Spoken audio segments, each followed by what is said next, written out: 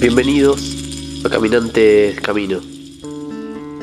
Nos encontramos una vez más con la obra del doctor Rutger Hammer, El testamento de una nueva medicina, para abrir página del capítulo número 15, El círculo vicioso.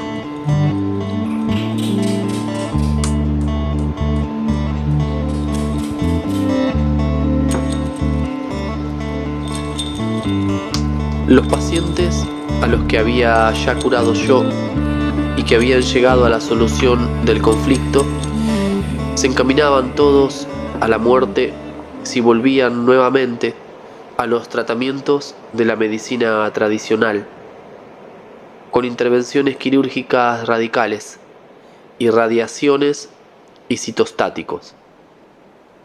Solo por casualidad se curaba alguno que sustancialmente no tenía ningún proceso canceroso activo, sino solo un viejo carcinoma inactivo o encapsulado. Por el contrario, si los pacientes permanecían en un hospital parecido a un sanatorio, sin pánico, con un pequeño departamento intensivo, hasta que se curan, entonces sobreviven casi todos, incluso el 95% o más. Entre estos dos extremos hay un círculo vicioso. Podemos describirlo como una sucesión cada vez más rápida de sucesos con causas que afectan a los tres niveles de psique, cerebro y órganos a partir de la primera enfermedad. Del diagnóstico que sigue y el shock del diagnóstico, de la segunda enfermedad con otro diagnóstico y shock de pronóstico. En medio pueden existir síntomas de fase de solución que, sin embargo, a menudo son mal interpretados por la medicina escolástica, metiendo al paciente cada vez más en el círculo vicioso. Si las personas no reflexionaran sobre su enfermedad y no se dejaran caer en pánico, relativamente poco morirían por la primera enfermedad cancerosa real. Prácticamente solo aquellos cuyo conflicto no se resuelve o se resuelve demasiado tarde. En base a mis cálculos, son alrededor del 10-20%, y de este 10-20%, la mayoría podría sobrevivir también si resolviese su conflicto con la ayuda de personas sabias y comprensivas. Casi todos los pacientes enfermos de cáncer mueren de pánico. Las causas de este pánico totalmente inútil e incluso criminal son los mismos médicos. El pánico iatrógeno, es decir, el causado por los médicos mediante pronósticos pésimos, causa un nuevo shock conflictivo y un nuevo cáncer, las denominadas metástasis, que realmente no existen. Un caso sucedido en Austria resulta particularmente aleccionador. Por una noticia difundida por todos los medios austríacos, el 7/10/99 se supo lo siguiente. La secretaria de un médico de ginecología había falsificado durante 6 años los diagnósticos histológicos de cáncer maligno de los informes en un total de 140 pacientes, diciéndoles que todo estaba bien. Si se hubiese comunicado el diagnóstico a las pacientes y si hubiese llevado a cabo la pseudoterapia correspondiente, operación y quimio, durante ese tiempo ya habrían muerto unas 135 pacientes en base a las estadísticas oficiales. Por el contrario, ninguna ha muerto. Una ha tenido un resultado positivo y en las otras 139 se habla de una curación espontánea inexplicable, que sin embargo, según las estadísticas oficiales actuales, solo se da una vez cada 10.000 casos. Aquí encontramos 140, uno tras otro. Como se puede ver, todo es una mentira, un engaño, y el Estado es el estafador.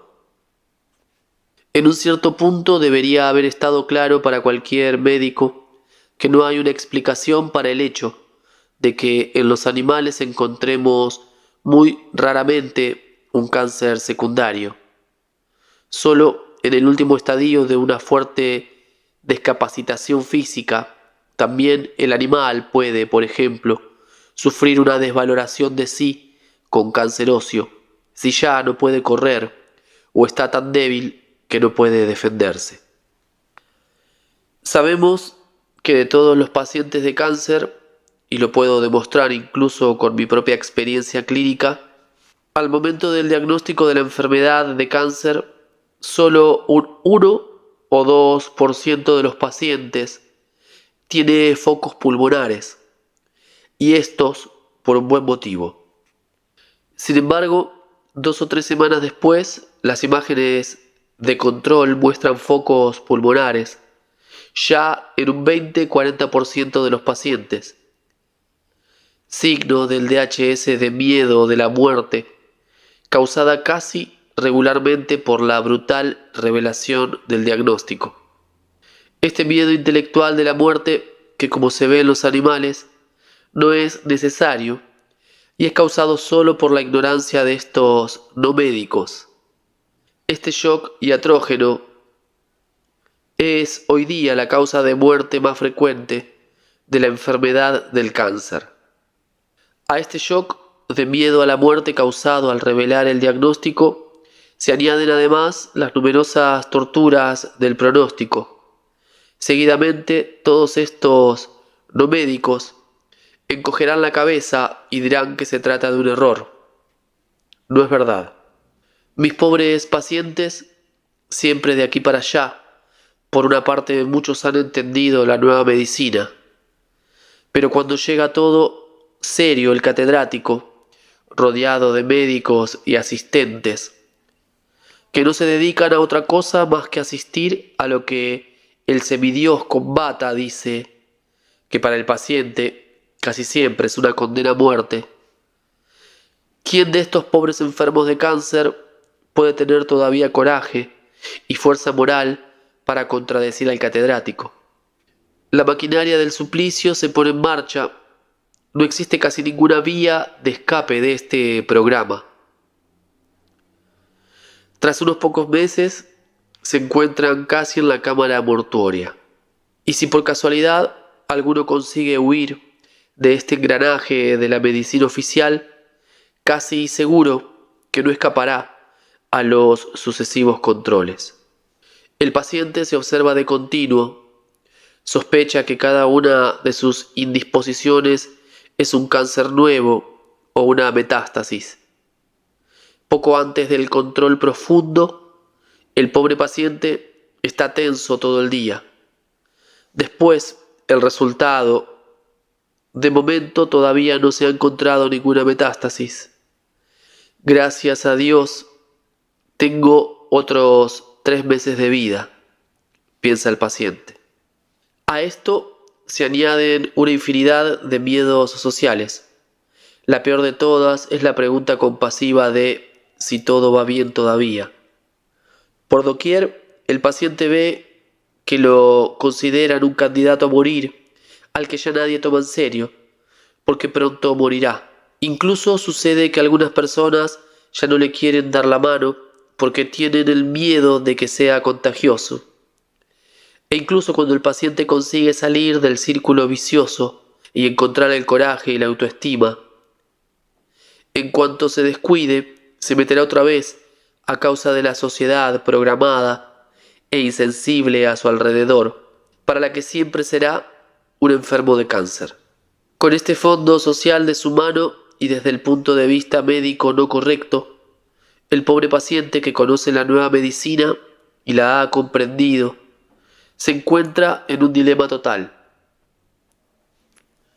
Nadie puede formular argumentos precisos contra la nueva medicina de Hammer, Sin embargo, todos la maldicen.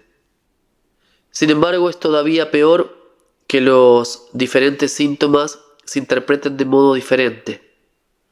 Por ejemplo, la vagotonía en el sistema de la nueva medicina siempre es un signo óptimo de curación. Cierto que a veces hay que frenarla un poco con medicamentos en el caso de que durante la fase de reparación vagotónica el foco de Hammer en el cerebro se hinche demasiado. Pero en principio la fase de reparación vagotónica es necesaria y hay que esperarla impacientemente. Para la medicina todavía dominante sucede todo lo contrario, pues para su vocabulario de síntomas, las expresiones de simpaticotonía y vagotonía solo son conceptos equivalentes a disfunción vegetativa, donde por ejemplo se habla de una grave disfunción circulatoria y representa el comienzo del fin. A pesar de que el paciente, excluyendo el hecho de la reparación del carcinoma óseo, que produce fuertes dolores a causa de la dilatación del periósteo, en el resto de los casos se sienta muy bien, tenga buen apetito, duerma bien, todos los médicos tradicionales a los que imprudentemente visita profetizan ya su muerte inminente. Y aunque tengamos que admitir que la vagotonía es un estadio de convalecencia tras las denominadas enfermedades infecciosas, solo hay que pensar a las clinoterapias que duran meses en el caso de la TBC. Cualquier médico tradicional se siente impulsado a decir, sí, pero en el cáncer todo es diferente. Hay algo de verdad en ello, porque la enfermedad cancerosa es, en principio, una enfermedad a dos fases. La fase de conflicto activo, simpaticotonía, en la que el paciente no tiene apetito, no consigue dormir y presuntamente tiene disfunciones de irrigación sanguínea periférica, y que hasta ahora, para los médicos tradicionales, ha sido el cáncer real. Pero hasta ahora no la habían visto. Y si alguna vez la han visto, ha sido porque se ha presentado de una forma extrema, y eso a menudo era realmente el comienzo del fin, porque poco tiempo después el paciente ha muerto por edema cerebral. En conclusión, el paciente no puede avanzar por dos vías, porque el pronóstico siempre forma parte de la terapia. Un paciente que tenga dolores en la fase de reparación del carcinoma óseo, en la medicina clásica le dan inmediatamente morfina, a menudo incluso contra su voluntad expresa. Sin embargo, con esto se le quita la voluntad junto con los dolores.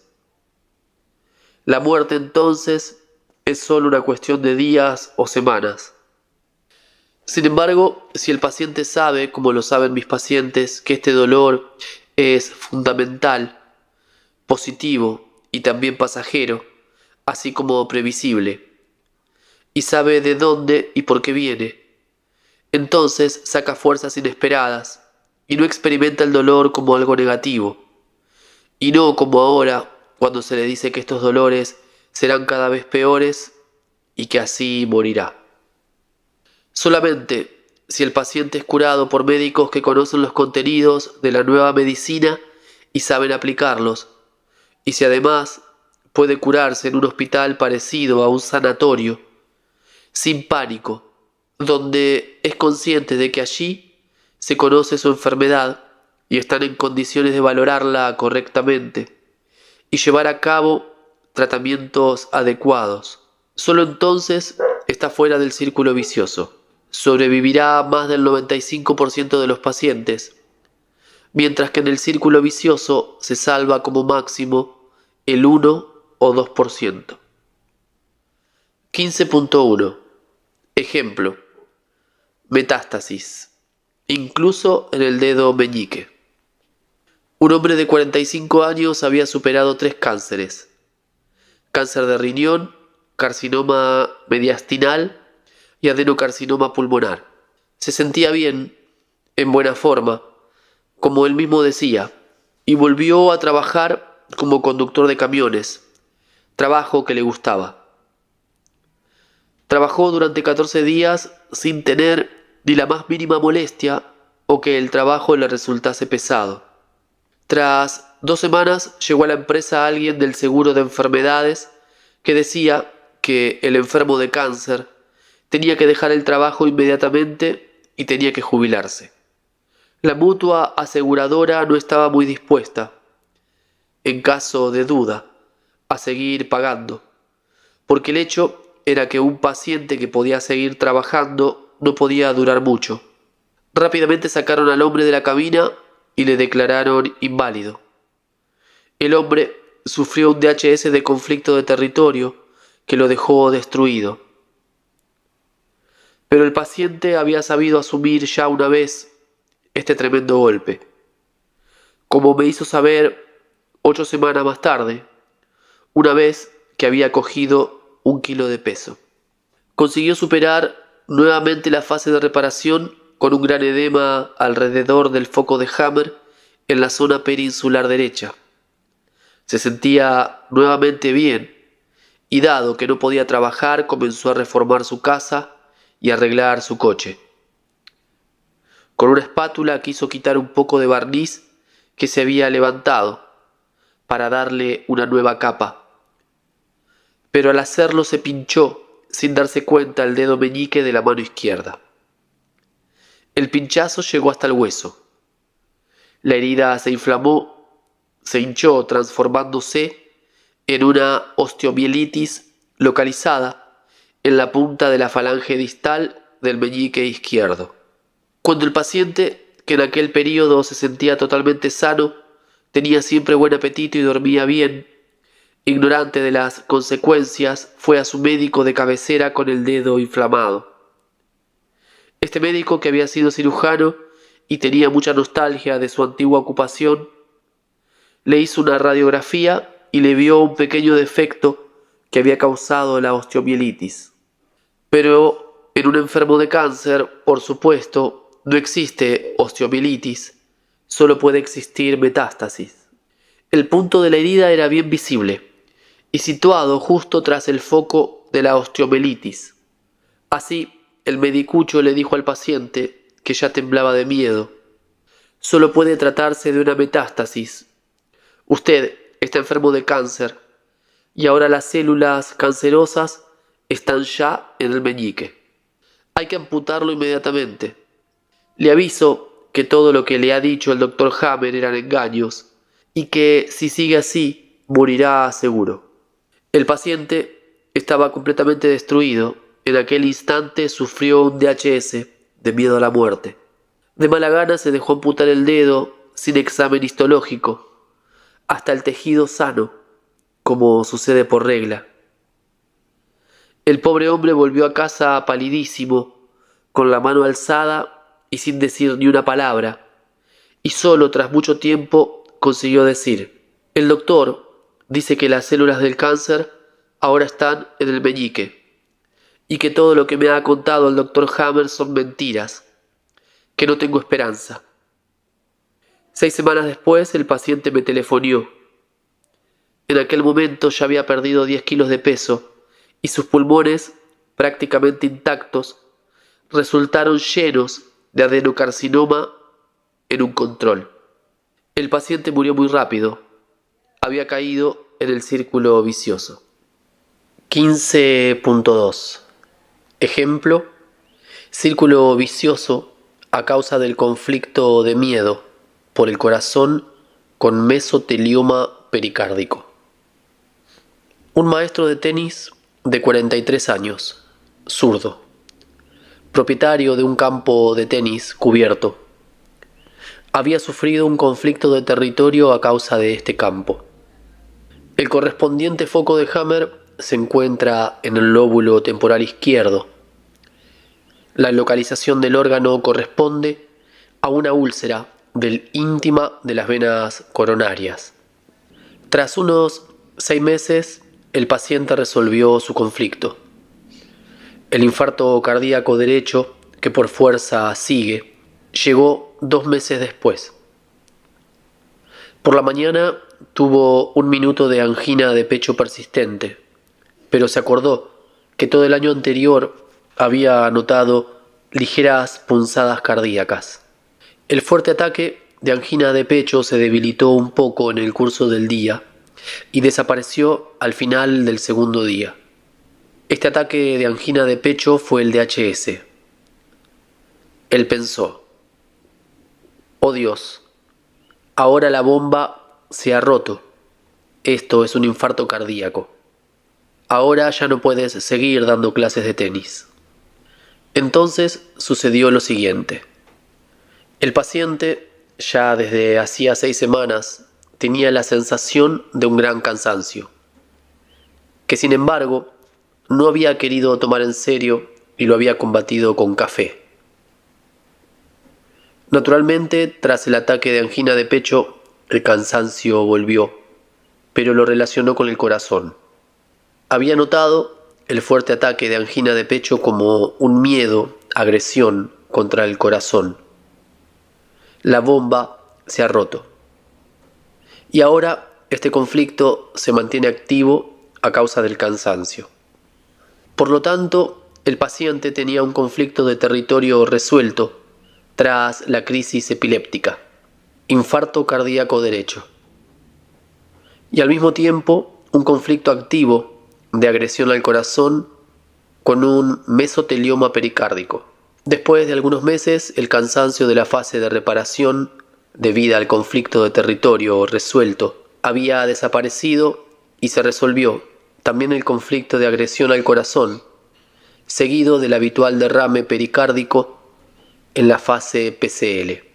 A causa del derrame pericárdico, las prestaciones del maestro de tenis se limitaron todavía más respecto a la fase de reparación del conflicto de territorio. Instantáneamente, el paciente sufrió una recaída de agresión al corazón y, consecuentemente, una reducción del derrame pericárdico. Sin embargo, no como signo positivo de curación, pero como signo de que el conflicto del pericardio estaba nuevamente activo. El derrame pericárdico había reaparecido desde hacía poco a causa del crecimiento del nuevo mesotelioma. Como consecuencia, sin embargo, volvió el derrame pericárdico como signo de la tranquilidad alcanzada, es decir, como signo de la solución de la recaída conflictiva. Y así, no conociendo la nueva medicina, el paciente entró automáticamente en el círculo vicioso. A la segunda o tercera recaída, el derrame pericárdico fue finalmente diagnosticado con ayuda de la TAC torácica. Con este diagnóstico, el paciente sufrió un conflicto de miedo a la muerte, con el siguiente carcinoma de los alvéolos pulmonares. Ahora se trataba de un doble círculo vicioso. Cada vez que se diagnosticaba un derrame pericárdico, el paciente expresa del miedo pericárdico y del miedo a la muerte. Se realiza una agopunción para drenar el pericardio, le vuelven las fuerzas y se tranquiliza durante un cierto periodo. Por lo tanto, el pericardio se llena de nuevo. La rueda gira cada vez más rápido. Cuando se descubrió el adenocarcinoma pulmonar, los cardiólogos no se interesaron más en él. Entonces alguien le habló de la existencia de la nueva medicina. La nueva medicina puede interrumpir un círculo vicioso doble de este tipo, pero solo si el paciente está en condiciones de entender todos los nexos.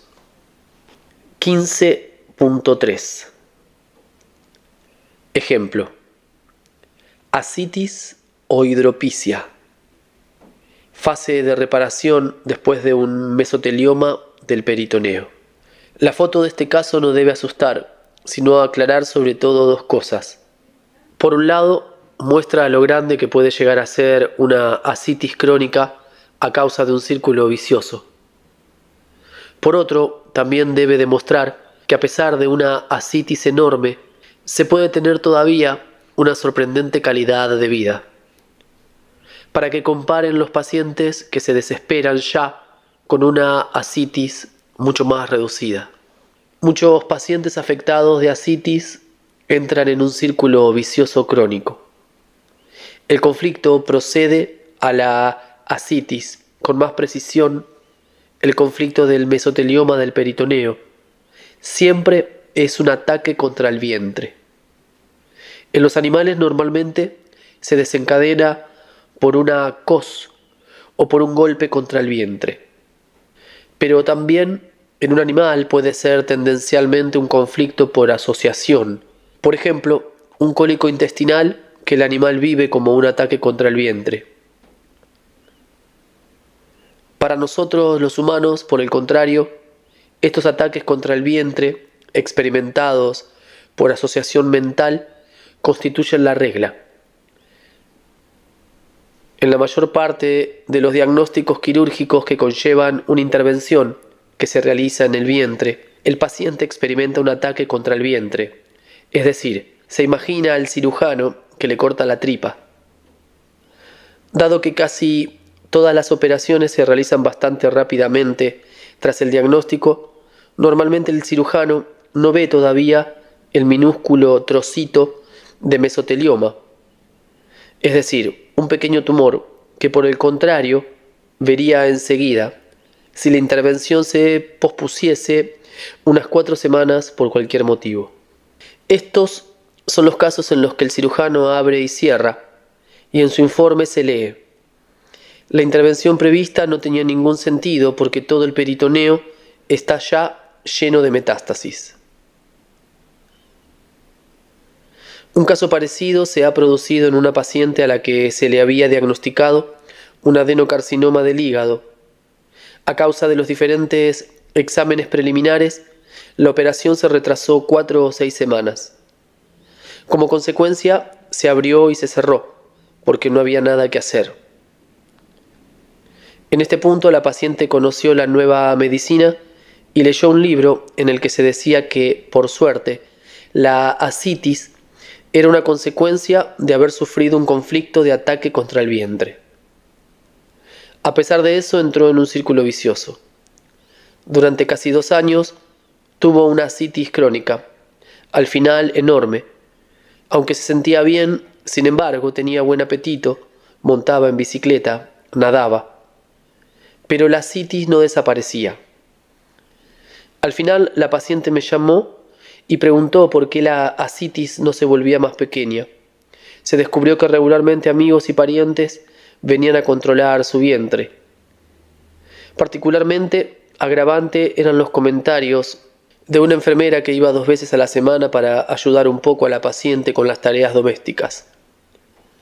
Esta decía siempre, escépticamente, que no había visto jamás que nadie hubiese sobrevivido a una ascitis así, y citaba el caso de una tal señora Meyer que se sintió bien durante un largo periodo y luego murió.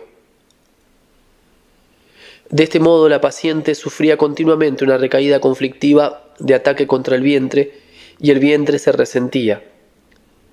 Dado que se había deshinchado, se calmaba y entraba reforzada en la fase PCL. Entonces el vientre crecía como signo de esta curación o solución de conflicto. Lo medía diariamente con 1 metro. Cuando el vientre se hinchaba de nuevo, volvía a sufrir el conflicto y se reducía. Cuando le expliqué pacientemente la cosa, se le cayó la venda de los ojos. Doctor, esto no lo había entendido. Desde aquel momento, tal y como le había aconsejado, intentó reírse de su tripa y pensar en ello lo menos posible. El encantamiento se había roto y muy lentamente la ascitis se redujo progresivamente. 15.4. Ejemplo.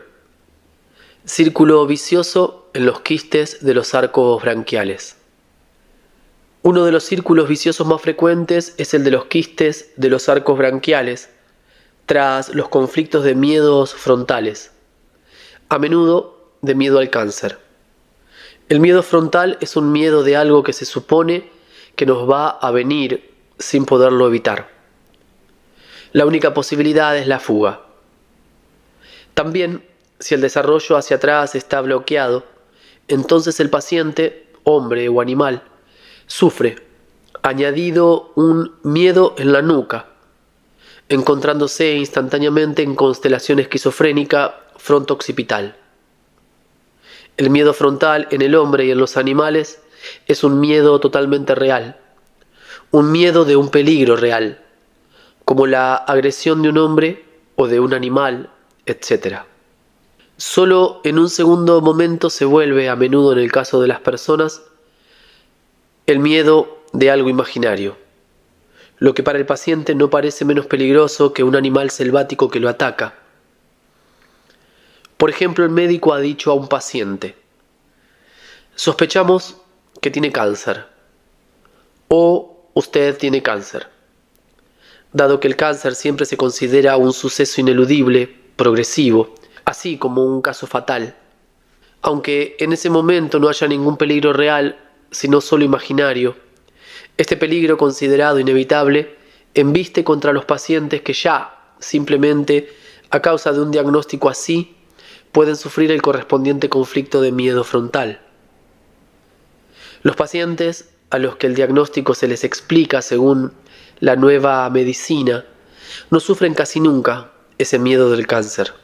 Con el miedo frontal o el miedo del cáncer, bajo el perfil evolutivo, se retrocede en cierta medida al tiempo arcaico, en el que nuestros antepasados vivían todavía en el agua.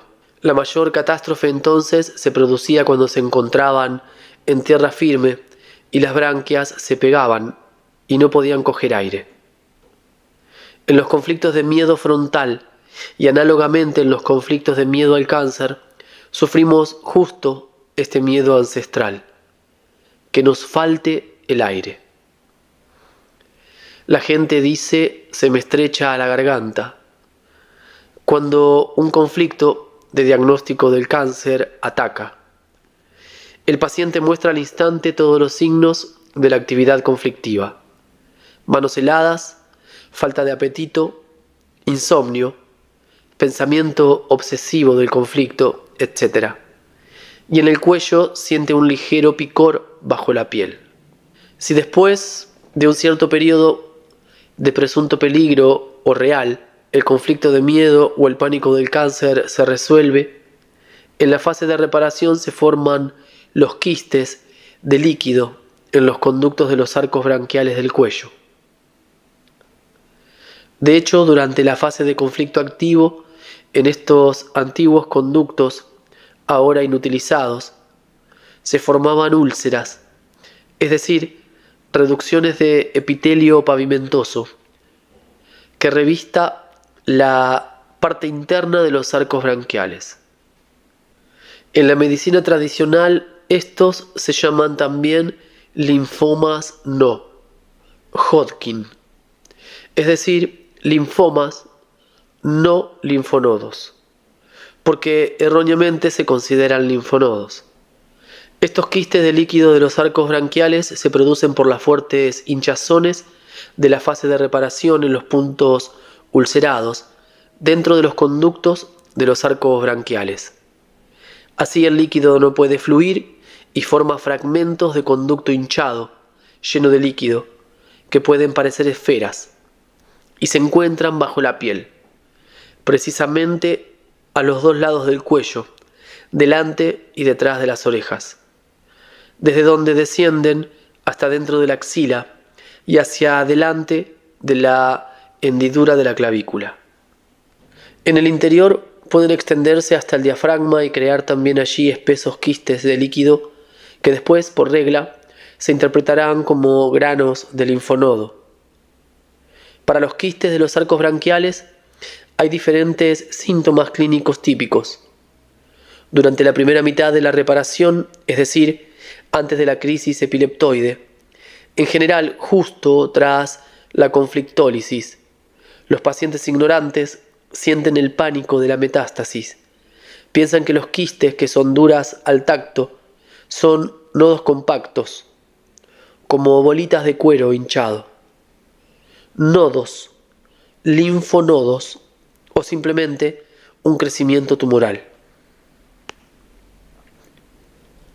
A causa del pánico de la metástasis, sienten nuevamente el miedo al cáncer, que les hace pasar instantáneamente de la fase de reparación a la actividad conflictiva en la que los quistes regresen. Lo mismo sucede considerando lo favorable con la quimio o las irradiaciones de los quistes con rayos X o cobalto. Solo con la diferencia de que mediante la quimio y los rayos no se causa la actividad conflictiva, sino que solamente se detiene el proceso en curación. En los dos casos, el paciente entra inmediatamente en el círculo vicioso.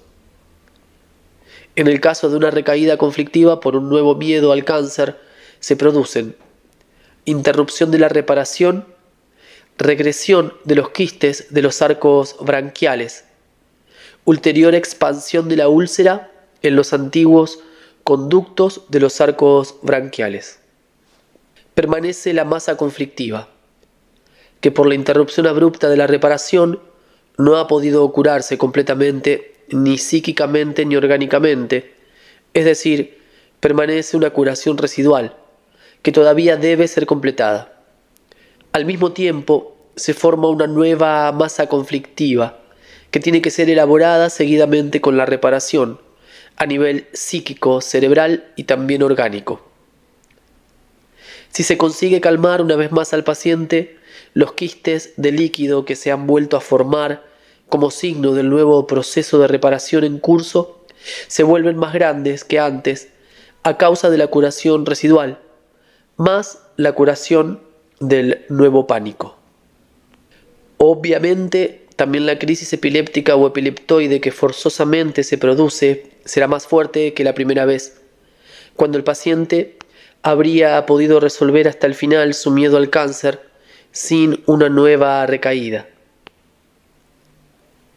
Si ahora el paciente tiene una nueva recaída de miedo al cáncer, los quistes se volverán todavía más grandes y comienzan nuevamente todo el juego del círculo vicioso. Si el paciente no tiene recaída de miedo al cáncer, es decir, ninguna actividad conflictiva nueva, por ejemplo, porque conoce la nueva medicina, llega a una fase de reparación correcta y sucede a menudo que tiene la sensación de que le falta el aire de modo puramente mecánico, en particular si alrededor del cuello o en el mediastino hay quistes bastante grandes, que se experimentan como nodos. A menudo tiene esta sensación sin que se produzca realmente. Pero muy raramente sucede que la tráquea se comprime realmente desde el exterior. Un peligro real de asfixia no se ha podido comprobar jamás, porque los quistes, como mucho, solo aplastan la tráquea.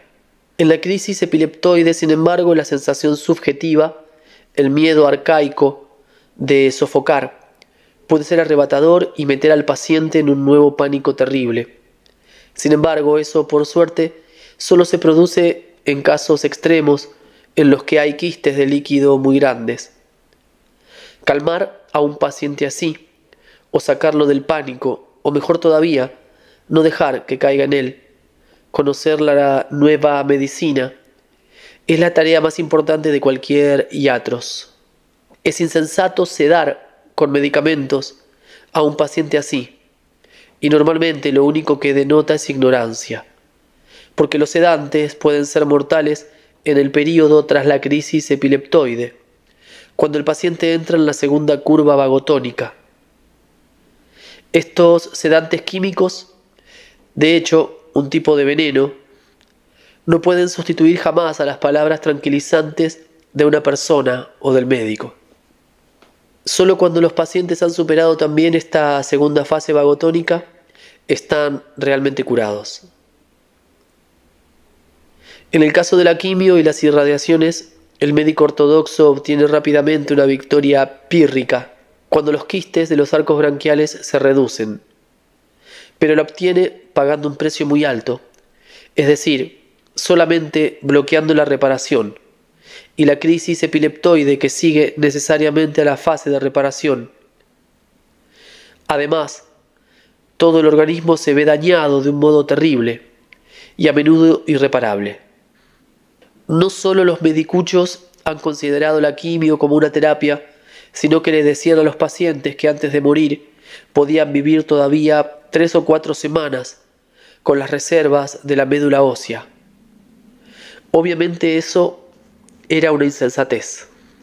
En los pacientes cuyos quistes de los conductos de los arcos branquiales se tratan con quimio, los quistes primero regreden, pero como hemos dicho ya, el proceso de reparación se interrumpe, no se termina. Si se interrumpe la quimio, vuelve a comenzar la reparación y con ella vuelven los quistes. Así, el paciente entra en un círculo vicioso permanente y los exorcistas se llenan los bolsillos. Casi todos los pacientes mueren con esta tortura sin sentido. El círculo vicioso de los quistes de los arcos branquiales, que en los animales prácticamente no se produce, hasta la falta de aire pasajera en la crisis epileptoide. Ocupa así un espacio tan amplio porque es uno de los círculos viciosos inmanentes más frecuentes y en gran parte iatrógeno. Téngase presente. En el momento del pánico es difícil calmar a un paciente que mentalmente está alterado por vía iatrógena. Por el contrario, calmar a un paciente que ya anteriormente ha conocido y entendido la nueva medicina no es un juego de niños, pero es una tarea que se puede resolver bien, y es incluso una tarea que da alegría, al mismo tiempo que una obra social entre personas conscientes. Final de la lectura de este interesante capítulo número 15. Confío no sea de gran ayuda para comprender cualquier expresión de patrones que puedan llevarnos a círculos viciosos.